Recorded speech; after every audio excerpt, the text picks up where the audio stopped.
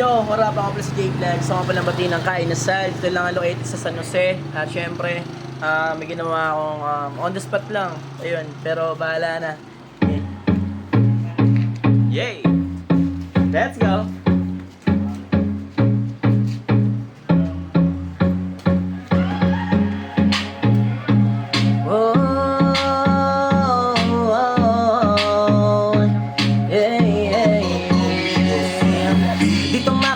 Sobrang lasa, talaga sarap, talaga ay pangasa. Tingnan mo kung bakit ko na nabasa. Talaga masarap ang bawat timpla na talaga makamasa. Sa bawat nga na Pinoy, dito mo na makikita at talaga ang goy. Kaya kung ako sa'yo, wag ka na mangangamba. Kung usapan lang sa pagkain, talaga masarap ang bawat talaga na putake. Di mo walang arte, talaga halika pumunta mga kuya, pati na mga ate. Ganun lang agrabe, kaya sa sobrang sarap, ganun din talaga aswabe. Wala ka nang hahanapin kahit saan. Dito mo makikita kung paano pinalandakan talaga. Masarap talaga sa putay, sa kapagan. Kaya halika na, kainasal lang.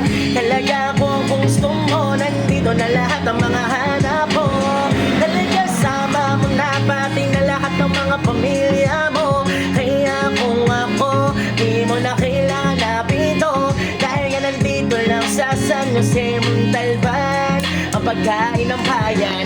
Pag sinabi talaga na kainasal, talaga sa sobrang sarap, talaga puso na pagmamahal na hindi mawawala sa kanila. Buod nga asang gwapo, kala ko si Daniel Matsunaga na. Ang gwapo talaga ng owner, kakaiba. Tapos nakita ko, akala ko ay si Ivana. Tingnan mo naman talaga makabasa. Yung isa naman parang Mika Salamanca. Kaya ano ba, tingnan mo bawat naganado. Dito mo makikita parang Palo Avelino. Tingnan mo naman kahit di ba nakapolo. Yung isa naman grabe, akala ko naman si Piolo. Kaya wala na bingi mga hanapin. Dito makikita sobrang sarap ng pagkain. Iba-iba ang lahat ng matitikman. Pag-usapang kainasal, nangunguna number 1. Hey, let's go.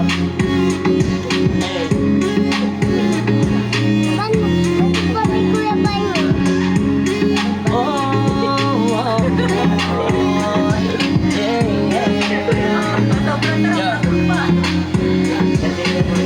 Puso pa lang pag naamoy ko na. Alam mo naman na masarap talaga. Kaya kung ako sa'yo, wag ka na mangamba. Dito talaga maraming nakapila. Bata man o matanda talaga nasa sarapan. Talaga sa pagkain na talaga ng bayan.